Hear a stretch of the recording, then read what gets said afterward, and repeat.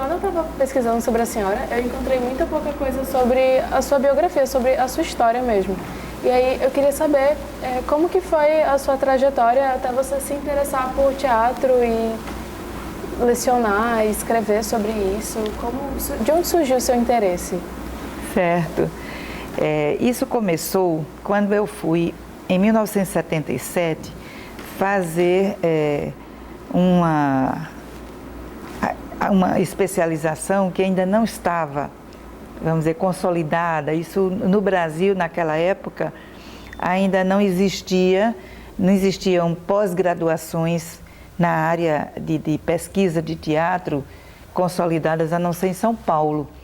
Então, como eu estava indo para Belo Horizonte para me especializar em História da Música, que era o meu interesse prioritário, eu esperava que fosse alguém daqui do Rio Grande do Norte, lá para Belo Horizonte, porque havia um teatro universitário com professores de renome e que daria para alguém daqui ir para lá.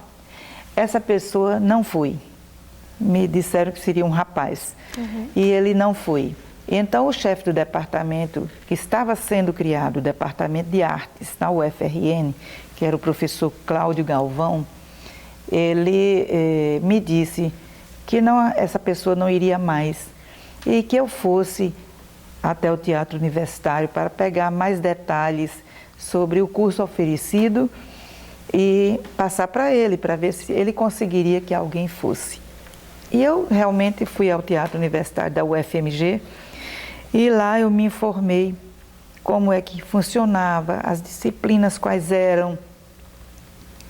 E então eu frequentei uma aula e gostei tanto que falei para o chefe do departamento, professor Cláudio, disse, não precisa mandar ninguém, eu vou ficar. Eu vou ficar também com essa disciplina, porque eu frequentava o Conservatório de Música, o Conservatório Mineiro de Música, também da UFMG, pela manhã, e o Teatro Universitário, com todas as suas aulas, funcionavam à noite. Então havia um horário disponível para mim, para estudar à tarde, individualmente, e comparecer às duas coisas.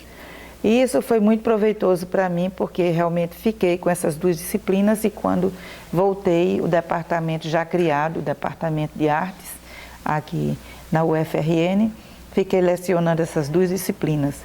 E digo, a minha área prioritária era a História da Música, porque eu havia estudado piano na escola de música por 16 anos. Então eu tinha já uma experiência com a música, uma ligação anterior com a música. E o teatro foi uma descoberta lá mesmo, em Belo Horizonte, na UFMG.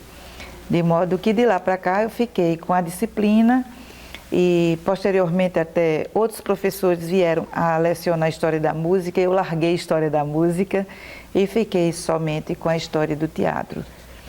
Okay. Certo? Mas sempre com a parte teórica, né? Eu nunca tinha sido ligada à prática teatral, pertencido a nenhum grupo amador aqui em Natal, porque, como eu lhe disse, a descoberta se deu lá. Okay. E aí já foi para começar a ensinar aqui na UFRN e, graças a Deus, desde 1978, aliás, 1977, até quando eu me aposentei, em 2015, eu lecionei sempre História do Teatro ininterruptamente. Ok. Professora, na escrita do seu livro, Dramaturgia da Cidade dos Reis Magos, a senhora cita na parte final que tem os autores, a senhora cita muito alguns autores que têm como sobrenome Vasconcelos. E aí, eles têm alguma relação familiar? Porque eram tantos, eu não consegui encontrar informação sobre. Bom, você se refere ao primeiro livro, né? Isso. A Dramaturgia do Teatro em Natal. E não tem ligação. Que eu saiba, esses Vasconcelos poderiam ter, mas eu não tenho documentalmente, né, como provar que eles tinham um parentesco. Entendi. Certo? Tudo bem. Ainda durante o seu livro, a gente percebe que o Câmara Cascudo foi muito importante para a fundamentação dele. tem várias citações sobre o Cascudo e a senhora saberia dizer como o Cascudo se relaciona com o teatro?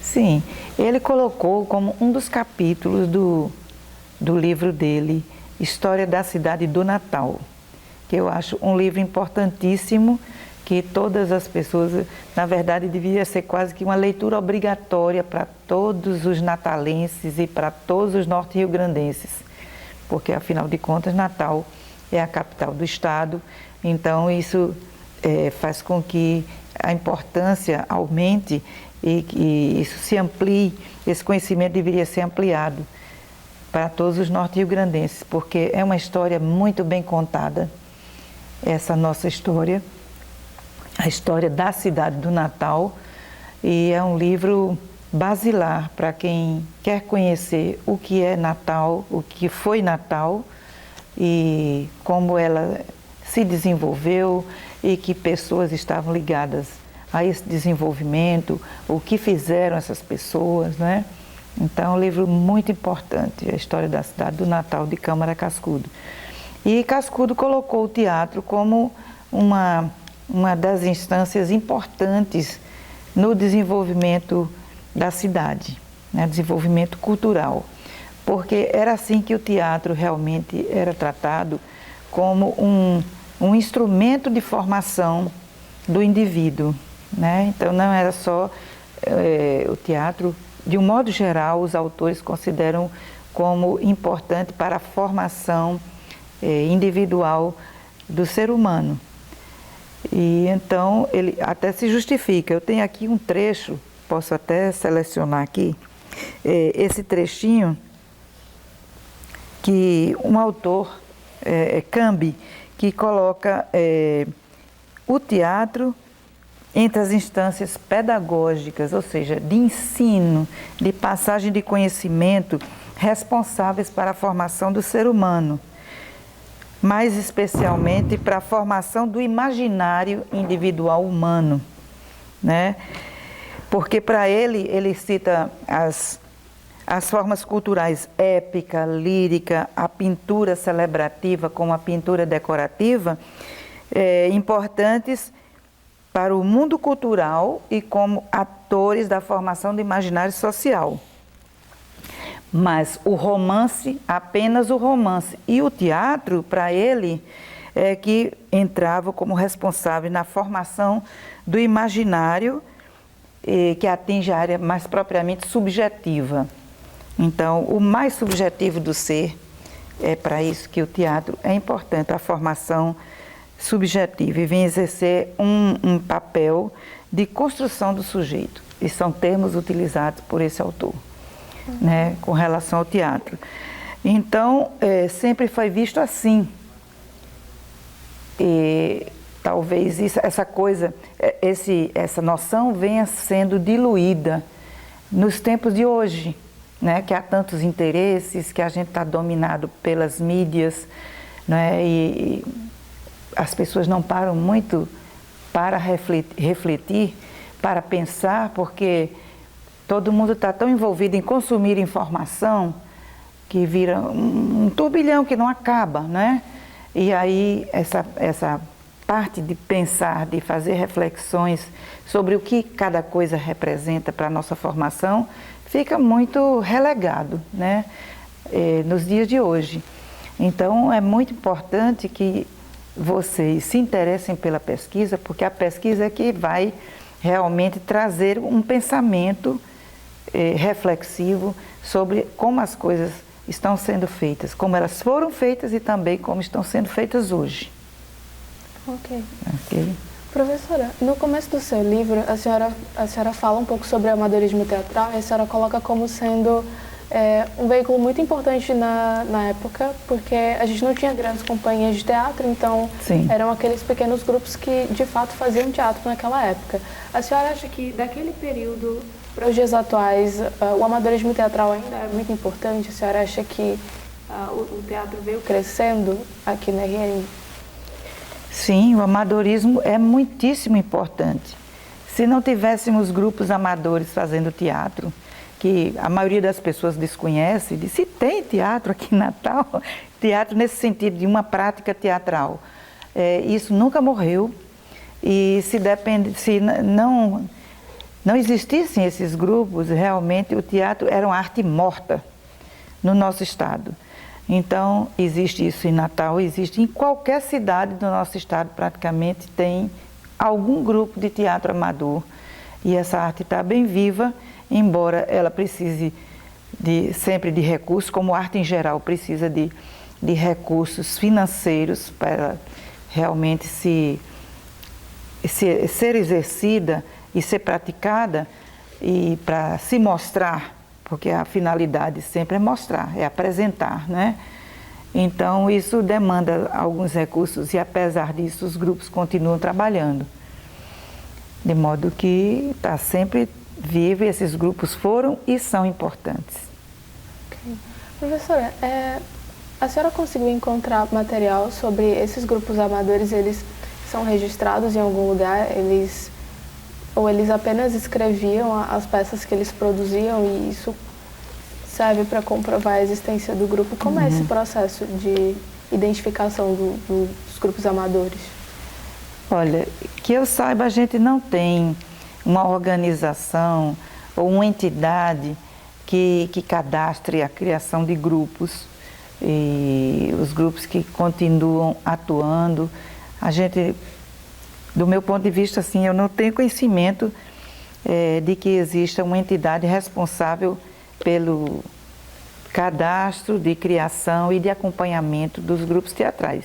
Eles vão existindo e vão divulgando as suas apresentações, e a gente vai tomando conhecimento da existência delas pela imprensa, pelas mídias que há hoje em dia.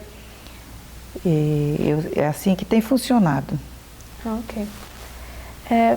Professora, como foi o seu ingresso e atuação na direção e administração do Museu Câmara Cascudo?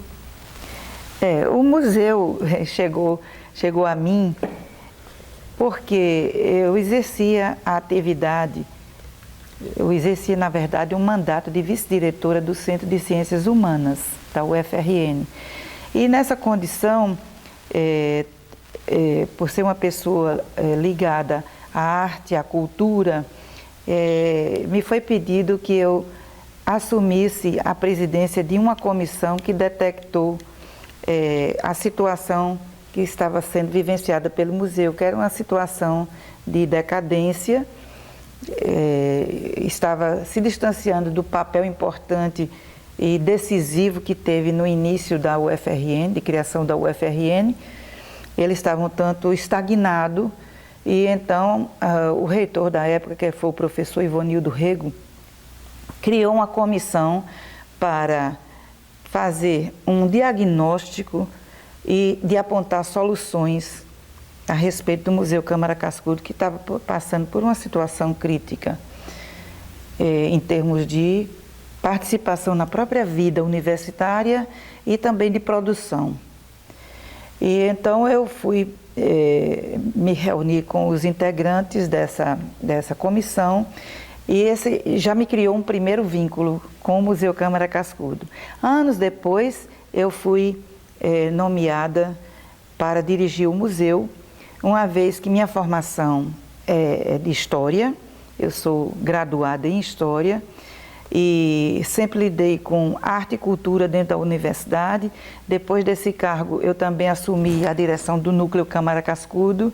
Então, sempre eu estive exercendo ensino e administração. E, além de outros cargos mais, vamos dizer assim, mais passageiros, não está me ocorrendo agora um termo mais adequado, circunstanciais, como exercer como membro do Conselho Universitário, né, ter uma participação, exercer esse papel, também até dirigir uma comissão permanente de pessoal docente que ligava com a ascensão funcional dos docentes. Eu presidi essa comissão. Então foram muitos cargos administrativos que eu fui exercendo conforme as situações se desenhavam naquele momento, e que eu era atraída por aquilo, eu estava participando de alguma forma. Também exerci por 5 anos a direção do Núcleo de Arte e Cultura da UFRN, que lida muito com as atividades mais ligadas à pintura, às artes plásticas. E para mim foi uma experiência muito grande. De modo geral, eu entendo que as artes estão muito integradas, né? O teatro em si, ele também é uma arte visual, ele também emprega ritmo como a música, o teatro tem seu ritmo e tem sua cor, né? Isso está ligado não só à cor musical, como também à cor das artes plásticas visuais. Então, é uma arte muito integrativa, né? O teatro, ela, de alguma forma, é arte plástica, ela utiliza música e ela utiliza a literatura para si, né? Utiliza textos, então ela reúne as outras em si. Então, sempre estive ligada à arte e à cultura na UFRN, além do ensino, de modo que cheguei ao Museu Câmara Cascudo, fiquei lá um primeiro mandato, depois era necessário eu continuar, até porque estava sendo iniciada uma reforma física no prédio, de renovação, que realmente foi nesse segundo mandato que eu deixei o museu com a cara que ele está hoje, modernizado, tendo até uma plataforma elevatória, que não tinha acesso para cadeirante, né? Isso foi iniciado lá, se bem que concretizado até recentemente, porque foi muito complicada a compra desse pequeno elevador para lá, não é? Mas vamos dizer que o básico foi feito na minha época. Foi uma época bem complicada, assim, bem difícil, porque as obras tiveram uma interrupção e substituiu a empresa que estava construindo, fazendo essa reforma e tudo mais. Mas, por fim, ele ficou pronto para que alguém pudesse levar adiante e desenvolver de outras formas, conforme as necessidades do museu. Ok. Professora, a senhora tem em mente algum autor, alguma pessoa ou algum livro que a senhora possa indicar para o melhor direcionamento da nossa pesquisa? Bem, a pesquisa de vocês, que eu estou entendendo que é teatro no Rio Grande do Norte, isso, né? Então tem que ver o recorte que vai ser dado, o recorte cronológico. Porque quando a gente começa uma pesquisa, a gente quer pegar, vamos dizer, o máximo possível de material para ler, para analisar, digerir e então produzir um conhecimento e colocar novas luzes, né, sobre o que já existe. Uhum. Então depende do recorte, depende do objetivo real e o que vai ser visto, né? No segundo livro que eu publiquei também, por exemplo, vou dar um exemplo para você se inspirar e de repente discernir a respeito do que vocês querem. Todo o meu material compulsado, aquele que foi consultado, que foi lido e que eu achei que tinha ligação com o meu objetivo, meu objeto de estudo e objeto de pesquisa, eu fui reunindo, mas tudo foi muito analisado sob o enfoque da pedagogia cultural do teatro, né? Nesse enfoque de o que o teatro quis ensinar aos natalenses, aos norte-riograndenses. Então, em cada conteúdo que foi sendo pesquisado, era pesquisado sob esse ângulo da pedagogia cultural. O que isso significa? O que isso quis ensinar ao nosso povo? Então, é o ângulo da pedagogia cultural. Uma peça de teatro, foi analisado o conteúdo, né? A que eu tive acesso, que muito poucas peças a gente tem nas mãos. E quando não tinha nas mãos aquele conteúdo da própria peça, você tinha que, de alguma forma, pelo título dela, que às vezes a gente só tinha o título da peça, imaginar o que o autor e o que pudesse também pesquisar sobre a pessoa dele, sobre o que ele trabalhava, para decidiu que era supostamente o seu trabalho, e o que é que ele queria alcançar e o que ele poderia ensinar, né? Então, qualquer peça de teatro, a gente, pelo conteúdo dela, dizia, olha, isso aqui que foi trabalhado e possivelmente era isso que os autores estavam querendo alcançar. Atingir o público, mostrando o quê? Como isso era mostrado também, né? Então, essas são questões que a gente vai respondendo no próprio fazer da pesquisa, no tecer, né, da pesquisa. E então, é muito difícil lhe dizer um autor que seja importante. Depende da sua pesquisa, depende do seu recorte, depende do seu olhar. Então, a minha pesquisa foi vista, o meu referencial teórico era a pedagogia cultural do teatro. A senhora conversou com artistas quando a senhora fez o recorte? Não, foi uma pesquisa mais de livros? Não, também conversei. Foi? Embora os depoimentos orais fossem raros dentro do recorte, porque eu peguei 1827 a 1913. Então, desse período, realmente é difícil ter algum autor, né? Quando eu fiz a pesquisa, não havia autores vivos do período pesquisado, entende? De modo que praticamente não existia, mas isso, para o que vem depois, vocês teriam que realmente colher esses depoimentos, fazer as gravações para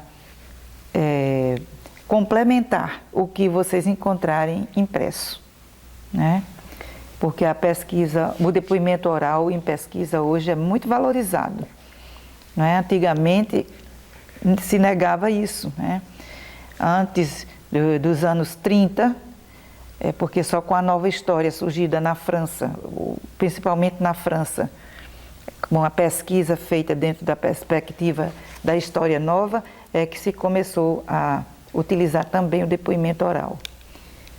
Antes dessa fase, ninguém utilizava porque não tinha crédito, não vale nada, né? Era isso o que se pensava. E depois começou-se a ver que era necessário, porque nem tudo está escrito nos livros, nos textos, nos jornais, né? Então, a fala de um autor, como vocês já pesquisaram recentemente, visitando o dramaturgo Racine Santos. Então, há coisas que ele não escreveu e que ele fala no momento para vocês que é importante dentro do que vocês perguntam a ele, que vai variar de acordo com o interesse e a época pesquisada. Uhum. Essas peças que a senhora conseguiu através como? Na biblioteca? As peças eu consegui a partir de autores, de familiares de autores, principalmente familiares, mas também pesquisando com pessoas que não tinham ligações familiares, mas que tinham essas publicações guardadas, né? Os que tinham, porque muitas vezes as famílias nem valorizavam aqueles textos que o autor tivesse em casa, que mesmo com o falecimento dele eles não valorizavam. Muitas vezes jogavam fora, então isso é muito difícil, realmente a gente tem que tirar leite de pedra, né, nessa pesquisa sobre a história do teatro no Rio Grande do Norte. Muitas vezes as famílias liam os textos, mas não gostavam e até se envergonhavam, e eu disse, não vale nada, não quero ficar com isso, e jogava fora, né? E então é bem difícil de fazer. Mas não é impossível, então você tem que realmente ficar trabalhando. Se você só tem 4 ingredientes ou 4 pedrinhas, seja que no seu jogo, é com elas que você tem que jogar. E você tem que olhá-las com uma lente bem potente, bem forte, para você enxergar onde pode estar um material precioso para a sua pesquisa. Eu vou dar um exemplo. Quando a minha orientadora, durante o mestrado que eu estava fazendo, e que deu origem ao meu segundo livro,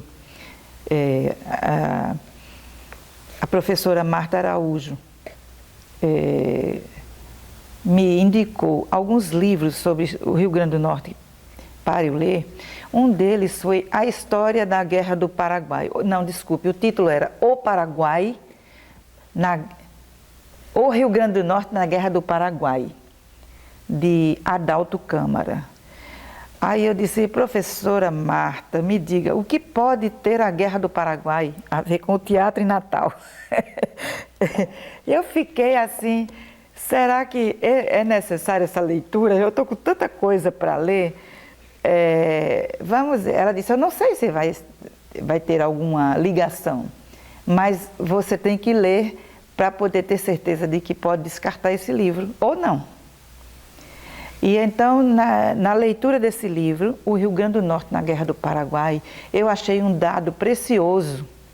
É como você achar uma pepita de ouro dentro de uma escavação, uma mina onde você estiver procurando, buscando aquilo que você precisa.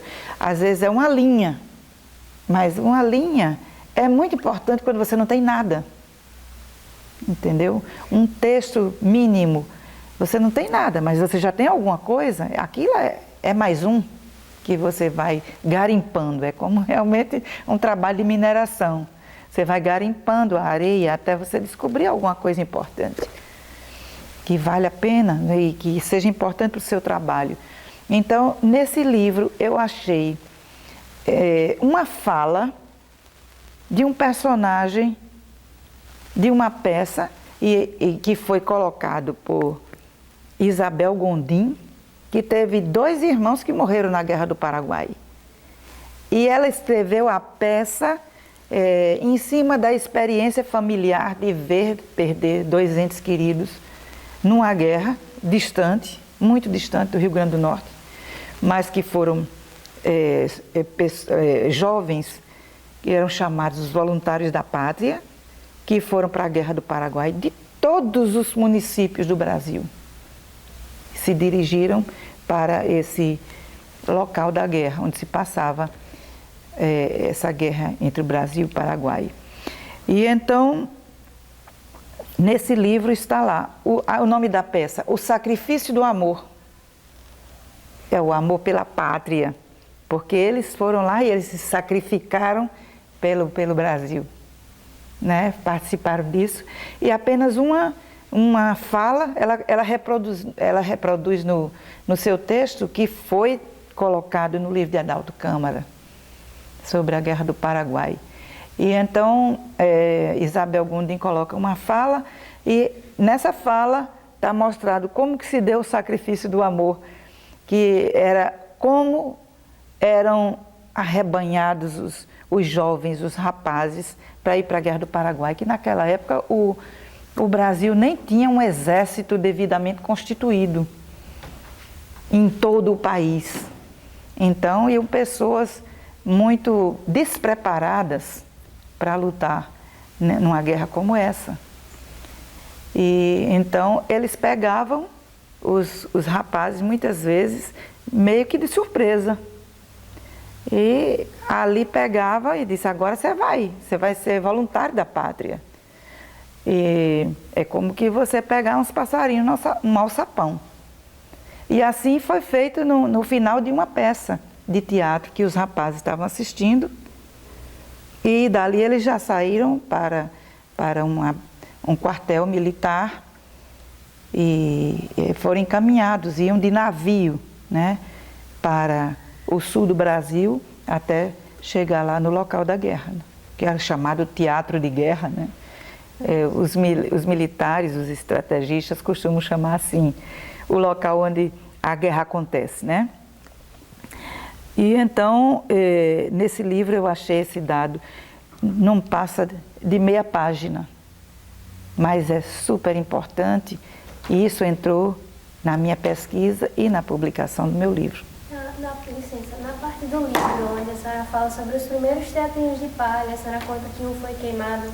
Por conta disso aí mesmo, foi dessa parte que a senhora conseguiu retirar essa informação? Foi os rapazes que foram para a Guerra do Paraguai, ou que foram arrebanhados ali quase que à força, eles estavam num dos teatrinhos de palha, nas proximidades da Igreja do Rosário, no centro da cidade. esses teatros, né, era o que havia em Natal, né? Um primeiro teatro que pegou fogo, o segundo que pegou fogo também, e até um terceiro. Depois, um português que residia em Natal, que era comerciante, ele construiu, por sua própria conta, um teatro para a cidade. Ele deu de presente um teatro à cidade. Então, a gente não pode dizer, sem conhecer a história, e dizer assim, o Teatro Riachuelo é o primeiro teatro privado do Rio Grande do Norte. Né? Houve um primeiro teatro, que foi esse do português. Agora eu teria que consultar o livro, porque eu não recordo mais o nome do... Crisóstomo. Crisóstomo de Oliveira. Muito obrigada. Era português, né? Era português, era um comerciante português que residia em Natal. E teria sido onde hoje é o Instituto Histórico. Né? Teria sido ali. E então, posteriormente, um ator da cidade, que foi aluno do curso de Educação Artística, foi meu aluno, talvez tenha sido até colega da professora Rebeca, mas eu acho que ele era um pouco anterior a você, chamado Rino Dantas. Ele também construiu um teatro para a cidade, por conta própria, com recursos próprios. E foi construído na Zona Norte, se não me engano. Então, teria sido o segundo teatro de iniciativa privada construído em Natal. Eu não tenho conhecimento de outros teatros. Tenho mais um teatro particular de iniciativa privada construído em Currais Novos. Então, esse seria o terceiro teatro privado, antes de existir o Teatro Riachuelo. É um teatro que pertence a João Antônio, mas ele se assina como artista plástico João Antônio, um nome só. Ele reside lá em Currais Novos e ele tem um teatro próprio, que é o único teatro da cidade. E são encenadas peças, eventualmente, lá, certo? Ok. Quanto tempo durou a sua pesquisa? Durou na faixa de 1 ano e meio. Foi durante o período do mestrado, e que eu teria 2 anos para fazer isso, e eu tive alguns auxílios importantes, né, para fazer, porque a coleta de dados tem que ser árdua, constante, embora os achados sejam difíceis, até muito raros, né? Mas contava com 2 bolsistas, pelo menos, né? Tinha uma terceira pessoa que também pesquisava especificamente no arquivo público do Estado, vasculhando, e vieram achados importantes a partir do arquivo público do Estado. E fora contato com familiares de autores, né?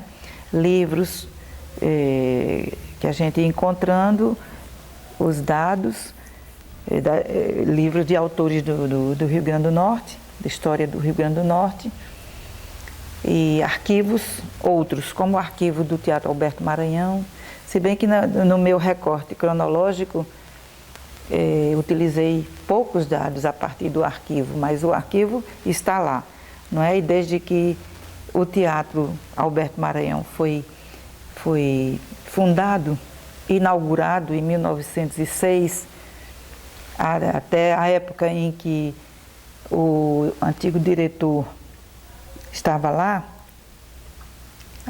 agora me deu um branco no nome do diretor do teatro, que ficou muito tempo, né? E ele cuidou desse arquivo, de manter esse arquivo bem informado, né? Contendo relatos de autores, títulos de peças, elencos. Meira Pires, né? Muito conhecido, porque ele era um diretor muito apaixonado pelo teatro, ele próprio era autor de teatro, foi um dramaturgo que no primeiro livro eu me refiro a ele, com a relação de peças dele, os títulos, as datas de de encenação. Ele próprio fazia teatro, não só como ator, como dramaturgo e como diretor. E dirigiu administrativamente o Teatro Alberto Maranhão por muitos anos. A senhora tem algum dos textos dele? Tenho. E posso colocar à disposição de vocês. Porque a família de Meira Pires, diferentemente de outras famílias, ela cuidou de preservar os textos, né, do pai Meira Pires. Os filhos dele estão aí, participam. Tem uma filha que era dona de uma escola, não sei se ainda é, aqui em Natal, uma escola particular. Então estão todos aí e que podem também dar informações. Correto? As minhas perguntas acabaram. Eu tenho algumas aí. Então, vamos a elas. Não. Quer uma água? Não, podemos continuar. E a transferir a lapela piara para ficar com o lado da sua? Eu falo alto, só para pegar aí, não vai sair a voz mesmo na edição. Desses períodos que a senhora pesquisou, né? Quais os achados assim, que a senhora julga que sejam assim, mais importantes, mais representativos desse período todo que a senhora pesquisou? Como o meu período começou bem recuadamente em relação à minha pretensão inicial, que seria pegar final do século XIX, entrando no século XX, e não consegui fazer isso, porque, como eu recuei muito, encontrei um dado importante, e foi em Cascudo. Eu acho que o primeiro autor do nosso estado realmente é Cascudo, inclusive para a história do teatro. Então, ele quem trouxe mais dados, e depois também tive que pesquisar no arquivo público sobre a administração do nosso estado, e que antes era província, na época do Império, né? E achei um dado importante que me deu a base para iniciar em 1927. Mas foi Cascudo também quem apontou onde esse dado estava. Né? Numa das publicações de Cascudo, ele falava que havia uma lei de 1727 ordenando um evento cultural que incluía representações teatrais. Né? Então, foi o casamento do príncipe Dom José de Portugal com a princesa espanhola Maria Ana Vitória de Bourbon, que era a princesa das Astúrias. Então, por conta dessas núpcias, havia toda uma comemoração que incluía foguetórios, que incluía representações teatrais, cantos, né, apresentações de música, seja instrumental, seja vocal, então, que era para comemorar as núpcias desses príncipes, né? Então, isso está documentado em Cascudo, e também eu encontrei a própria lei daquela época. Então, a gente diz que a gente só pode citar que houve teatro em determinado lugar se você tiver um documento. Você precisa estar documentado em algum texto, em alguma lei, alguma coisa que remeta àquela época e que está escrito, não é? E aí você tem esse dado para você iniciar a partir dali a sua pesquisa. Então, a construção assim, do Alberto Maranhão, a senhora acha que foi um momento importante, assim, mas antes a gente teve esse outro teatro que a senhora falou, né? Que ele foi um teatro privado, né? Sim, sim. Ele foi construído antes do Alberto Maranhão? Foi muito antes. Muito antes. Foi no século XIX. Então esse foi o... E ele funcionou por 15 anos. Então esse foi o primeiro teatro construído mesmo, porque antes eram feitos de palha. Sim, tem os de palha, que foram 3. Depois vem o do comerciante português, né? Que foi, eu disse que seria na localização onde hoje está o Instituto Histórico, mas eu me enganei. Lá era a residência do português, do João Crisóstomo de Oliveira. E o teatro que ele construiu era onde foi o Cinema Nordeste, que depois foi Igreja Evangélica, não sei, atualmente acho que é uma loja funcionando na atual Rua João Pessoa, que tinha outro nome no século XIX. Então era lá. Vamos dizer que é em frente onde hoje é o edifício 21 de Março. O 21 de Março fica de frente para a Praça João Maria, Padre João Maria. A Praça Padre João Maria. E o cinema fica na própria rua, que hoje é João Pessoa. Que antigamente, se não me engano, tinha, que era o nome de rua Nhomerim, tinha esse nome. No século XIX. E mas então, acho que essa evolução assim, das construções dos teatros, né, para sair dessa coisa mais rústica e para a construção, isso favoreceu a ida de público, isso favoreceu as montagens, só lembra se haviam grupos já ou não nesse período? Sim, já havia grupos, mesmo nos teatrinhos de palha havia grupos. E depois eles também usaram o teatro de João Crisóstomo.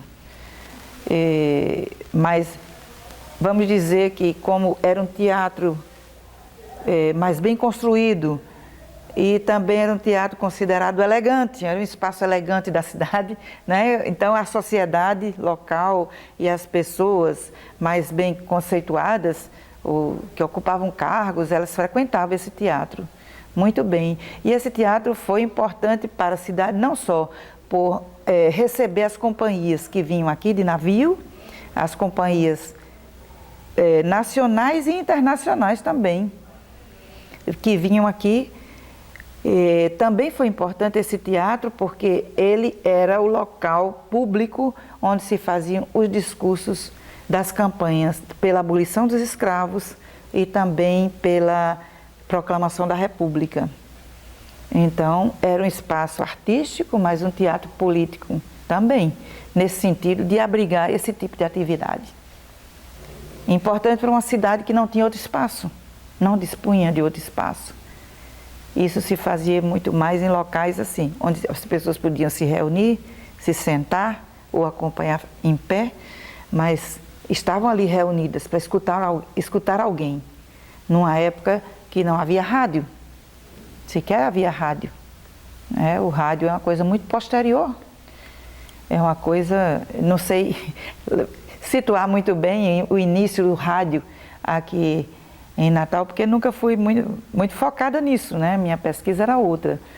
Mas se a gente pensar que o rádio era o principal veículo de comunicação, meio de comunicação, do século XIX, início do século XIX, se supõe. A energia elétrica chegou aqui no Rio Grande do Norte em 1909, mas não foi a energia pública, sabe? Não estava uma energia disseminada nas ruas da cidade. Quando começou a existir energia, não era elétrica ainda, era gás. E isso se deu apenas na casa de Pedro Velho de Albuquerque, Maranhão, que residia onde hoje é lá na Ribeira o Colégio Salesiano.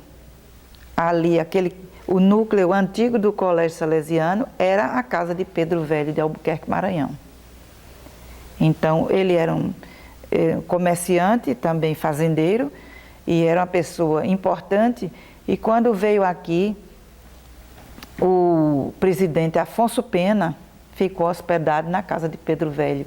E aí daí foi que foi instalada a energia elétrica, muito situada na casa dele, e do outro lado que tinha uma fiação, que ele era comerciante, agricultor, e tinha uma fiação. Foi o primeiro industrial, posso dizer assim, do Rio Grande do Norte, que ficava do outro lado. Do outro lado da rua é onde hoje é a Caixa Econômica da Ribeira.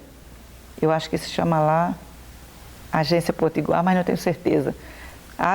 Até hoje está lá, a Caixa Econômica. Então, naquele lugar era onde estava a fábrica de Pedro Velho.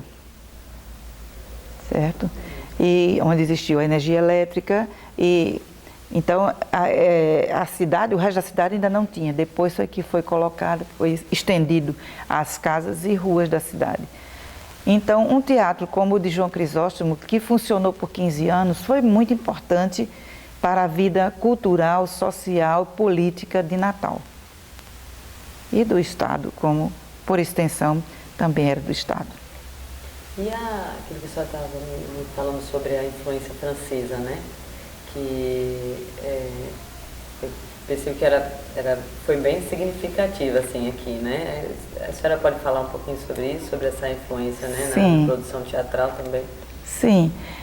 A influência francesa era generalizada no Brasil.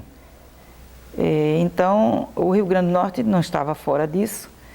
E uma pessoa como o Alberto Maranhão, Alberto Frederico de Albuquerque, que era irmão do Pedro Velho de Albuquerque Maranhão, que era uma família enorme, se não me engano eram 17 filhos e filhas, e então o Alberto Maranhão foi governador do estado por 2 vezes, e na primeira vez ele começou a construção do Teatro Alberto Maranhão, que tem o nome dele, né, Alberto Maranhão, que no início não se chamava Teatro Carlos Gomes.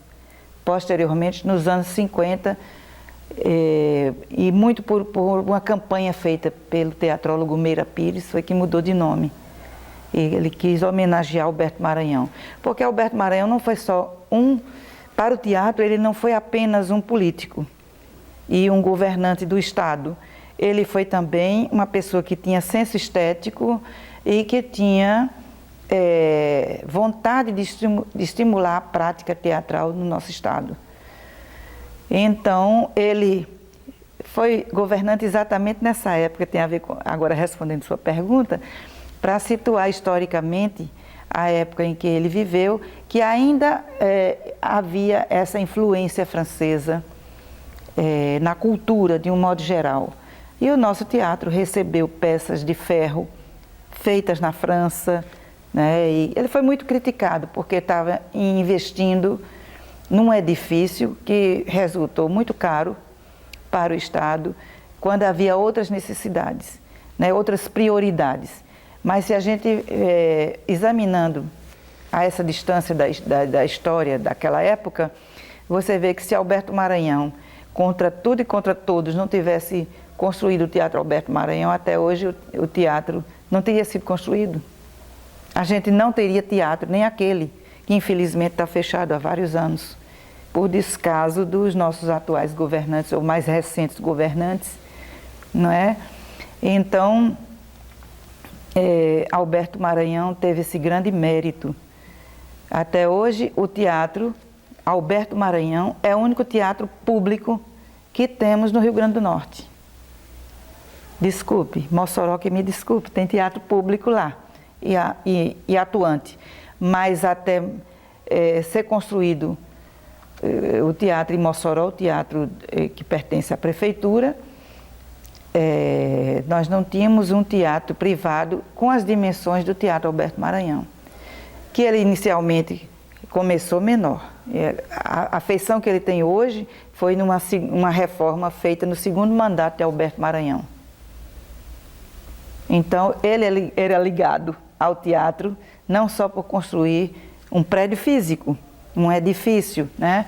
Mas também por incentivar as artes de um modo geral. Certo? Então, ele morreu fora daqui, porque depois que deixou de ser governante, foi viver no Rio de Janeiro e morreu na cidade de Paraty. Né? Depois, as cinzas dele vieram ser depositadas lá no pátio do teatro, que tem o nome dele. Então, aquela época da construção era a época ainda da Belle Époque no Brasil, a Belle Époque francesa que se refletia aqui, e Alberto Maranhão foi muito nessa linha da Belle Époque francesa. Né? O edifício segue linhas que atendem aquilo, ornamentos, as grades de ferro foram feitas na França, com desenhos franceses, então há muita influência. E as companhias passaram, depois que acabou o Teatro João Crisóstomo e que foi construído o Teatro Carlos Gomes, as companhias nacionais e internacionais, principalmente de ópera e de operetas, frequentavam o Teatro Carlos Gomes. A senhora, nesse período assim, posterior à sua pesquisa, né? A senhora continua acompanhando a história do teatro ou a senhora não acompanhou? Eu lembro que a senhora dava aula, né? Mas assim, era de um período mais antigo, pelo menos a disciplina que eu paguei era um período mais antigo, né? Sim. A senhora continuou acompanhando a história do teatro, assim, aquela época que Gesielven, e até agora a gente tem informações que foram pelo menos 4 fases do Gesiel, né? E aí o Sandoval. A senhora chegou a pesquisar sobre essa fase? Eu tenho informações? Eu tenho informações reunidas, mais escritas, uma pesquisa mais metódica e concluído nada. Eu apenas acompanho, mas a essa altura não me animo, porque já estou aposentada, já estou distante da universidade, por uma vontade, por uma escolha própria, né? Então, não tenho nada escrito além dos 2 livros publicados, né? Material a gente sempre colhe porque quando sai alguma informação, um livro é publicado, eu adquiro, então eu acompanho, mas me mantenho, vamos dizer assim, de forma passiva, acompanhando tudo isso. Mas não deixo de desejar que a atividade teatral e a dramaturgia no Rio Grande do Norte venham a ser desenvolvidas. Ok? Posso perguntar? Professora, a senhora comentou sobre o teatro privado de Currais Novos, tem um teatro público em Mossoró. A senhora tem mais informações sobre o teatro na parte do interior do Rio Grande do Norte? Bom, a gente tem alguma informação, também é muito reduzida, muito limitada, a não ser Mossoró, que tem grupos mais permanentes, mais duradouros e que há maiores informações sobre o teatro. O teatro em Mossoró tem sido muito ativo e nos últimos 30 anos, Mossoró se firmou como um polo cultural importante no Rio Grande do Norte, por ter uma atividade constante e em algumas épocas do ano bastante intensas, não é? Como na época do São João, onde é encenado o espetáculo Chuva de Bala, e que arrebanha muitos atores, alguns deles já bastante experientes em assumir seus papéis nesse espetáculo e que têm contribuído para trazer a Mossoró uma fama especial de cidade com um teatro bastante ativo. Obrigada. Mais alguma pergunta? Yara? João? João, professora. Eu também. Oi, João. João está ali bem escondidinho.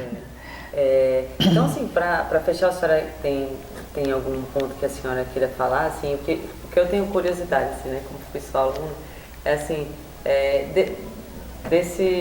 disso tudo que a senhora estudou, assim, como assim a senhora se sente hoje tendo feito esse histórico, assim, porque quando a gente começa a pesquisar, a gente vê que tiveram poucos estudos nessa área, né? Como foi para a senhora esse fazer a pesquisa e hoje ver que ela ainda é extremamente importante, né? Porque, por exemplo, no Rio São Paulo, você tem um estudo de 1800, mas aí daí a pouco vem uma outra pessoa, já estuda 1700, e vai fazendo um estudo mais complexo. Aqui a gente não teve isso, né? As pessoas, Racine escreveu, mas assim, quem está hoje, né, os jovens ou as pessoas que estão na universidade hoje, você não vê esse interesse de pesquisar essa história. Então, como é que a senhora vê questão assim de ter feito essa pesquisa e de hoje ela ainda ser assim quase uma das únicas pesquisas que tem, né? Sim, sim. Eu fico com pena porque gostaria que alguém tivesse já iniciado há mais tempo, ou logo posterior à minha publicação, às minhas publicações, que houvesse pessoas interessadas em pesquisar. Eu estou com muita esperança que você continue com um grupo de alunos que poderão também mais adiante levar a cabo essas pesquisas. Há muito o que ser pesquisado. E vamos dizer assim, comparativamente com o período que eu abordei, que foi uma pedreira, sabe, para fazer, porque as informações eram muito escassas, o período do século XX para o século XXI está tudo aí. As pessoas estão vivas, há publicações esparsas, mas há registros não só impressas, como também de mídia. Então, é muito mais fácil, comparativamente com o período que eu fiz, você fazer hoje, e é necessário só as pessoas terem ânimo e disponibilidade e apoio. Eu acredito que você está com boas condições, porque você está, vamos dizer assim, dentro de uma instituição que promove pesquisa, né, e que você já tem os seus meios pessoais, que já está num pós-doutorado, né, então o material está aí à espera de que venha alguém lhe dedicar atenção e que se disponha metodicamente a trabalhar para produzir mais conhecimento. E um conhecimento consolidado, que é o que a gente está almejando. E tem algum conselho assim que a senhora dá aqui para a gente, que está nessa... Começamos agora, né, nossa peleja? Eu aconselho que vocês peguem esse material que está aí solto, que está esparso, e que está, vamos dizer assim, cada um para um lado, né, de uma forma espalhada, e que junta tudo isso, e a pesquisa faz isso, né, de reunir e de trabalhar esse material, também assim, fazer os comentários necessários, que a gente precisa de pessoas que tragam o conhecimento que está solto e que sistematize e que faça reflexões sobre ele, né, porque vai gerar mais conhecimento.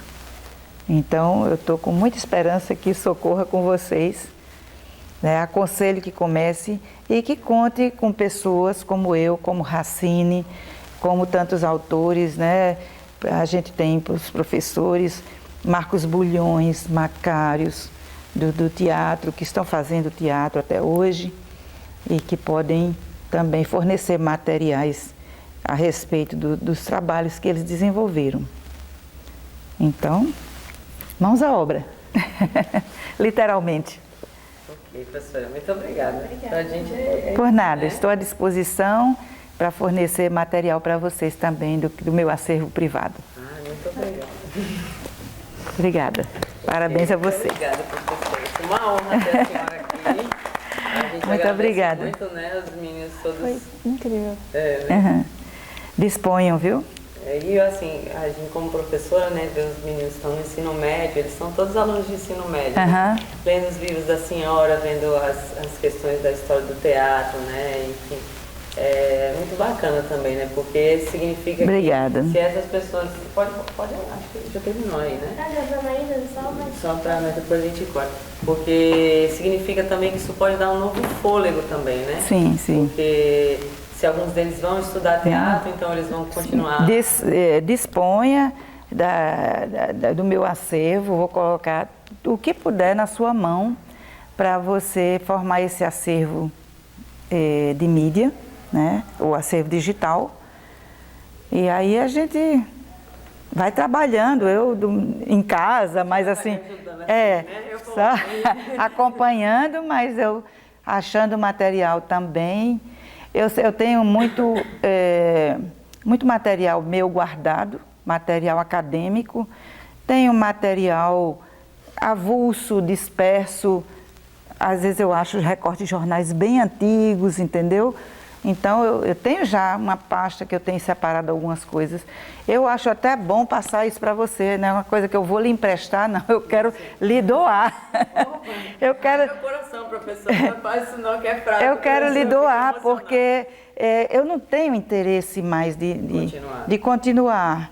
Então, eu tenho interesse de republicar, vamos dizer, impresso, o segundo livro. Porque o primeiro eu faço uma crítica, eu própria critico o meu primeiro livro, A Dramaturgia da Cidade dos Reis Magos, que eu fiz assim, um primeiro apanhado, não é? Então ele não é, ele é descritivo, ele não é crítico, né? Nesse sentido de que eu não fiz maiores comentários, eu não aprofundei a visão, entendeu? Não havia tanto método. Não havia um referencial teórico como no segundo, entendeu? O segundo foi só uma reedição? Não, o segundo livro, eu estou achando que você nem tem, que é esse aqui. É o resultado dessa dissertação de mestrado. Não tem, não. Não, então é inteiramente diferente. A maneira de escrever, o aprofundamento. É o mesmo período? Não, de maneira nenhuma.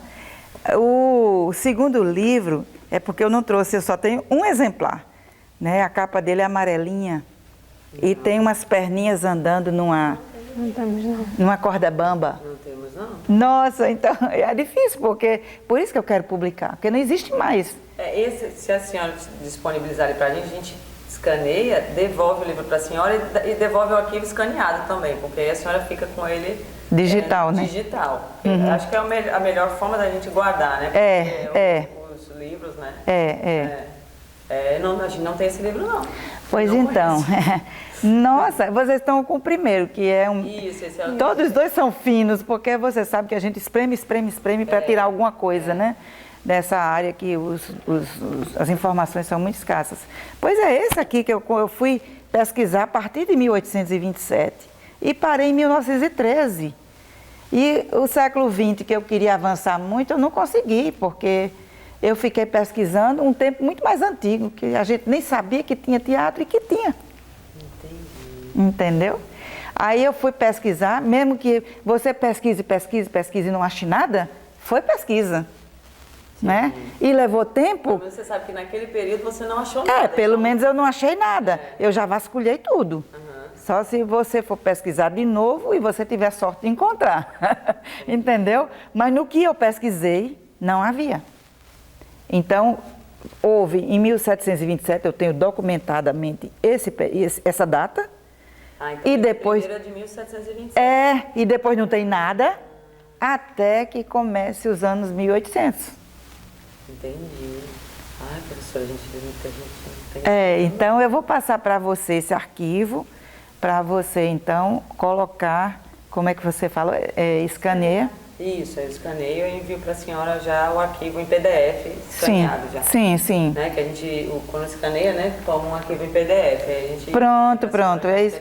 Eu tenho livros de outros autores em PDF, né? Também. Por exemplo, eu utilizava, sabe o quê? Eu utilizava um livro de história do teatro brasileiro, porque era esgotado, e eu trabalhava ele só em PDF. Os alunos reclamavam. Aí eu disse, eu não acredito, vocês não são do século XXI. Qual livro, professora? É um livro de Edivaldo Cafezeira, História do Teatro Brasileiro.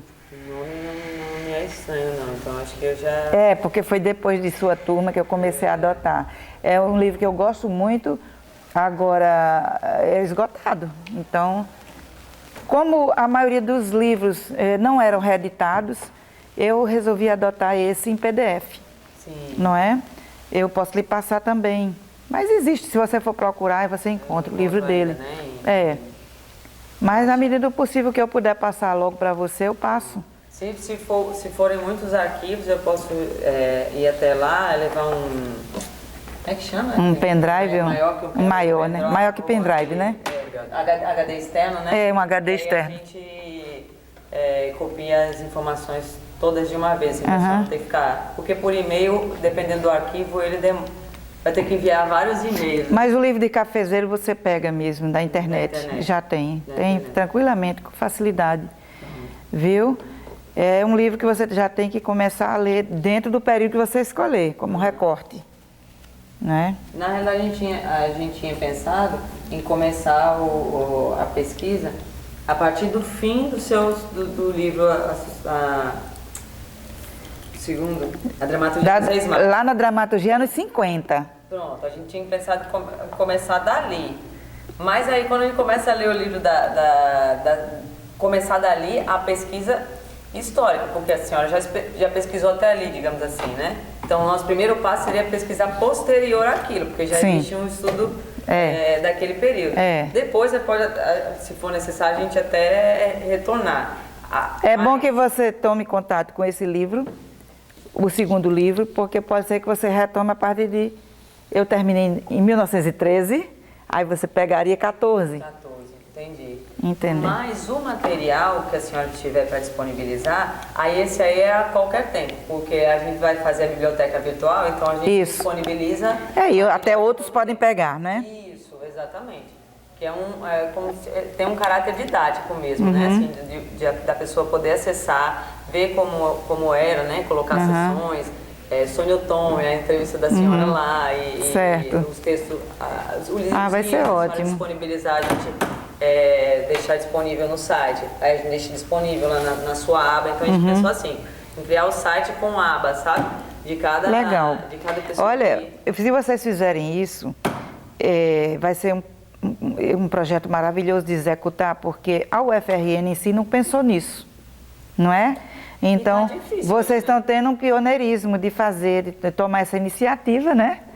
E aí vamos passar a canela na UFRN nesse ponto. Eles todos são do curso de informática. Sim. Então a gente já pega, eles já vão fazer como projeto de final de curso deles, essa construção do site, da biblioteca. Olha aí, virtual. Que maravilha. Depois eles deram até a ideia da gente fazer um aplicativo para o celular, né?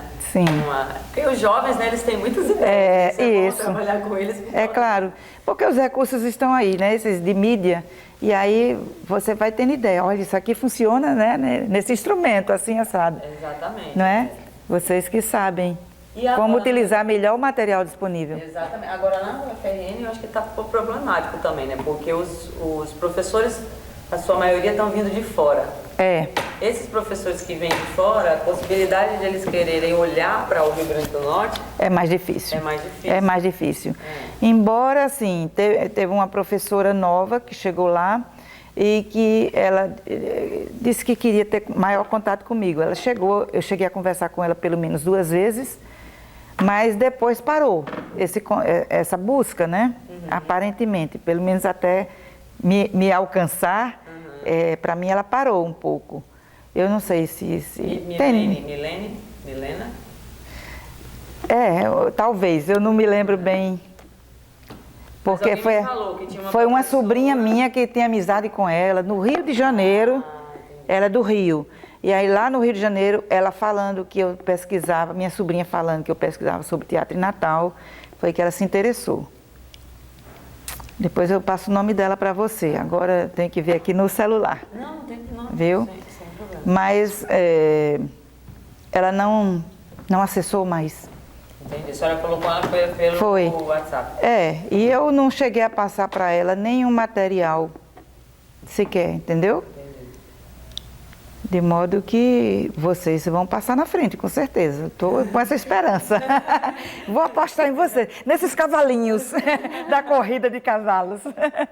Tá certo? Mas aí a senhora vê o material que a senhora tem, que a senhora pode disponibilizar, como pode disponibilizar, porque aí eu posso passar na casa da senhora, para a senhora também não ter trabalho, né?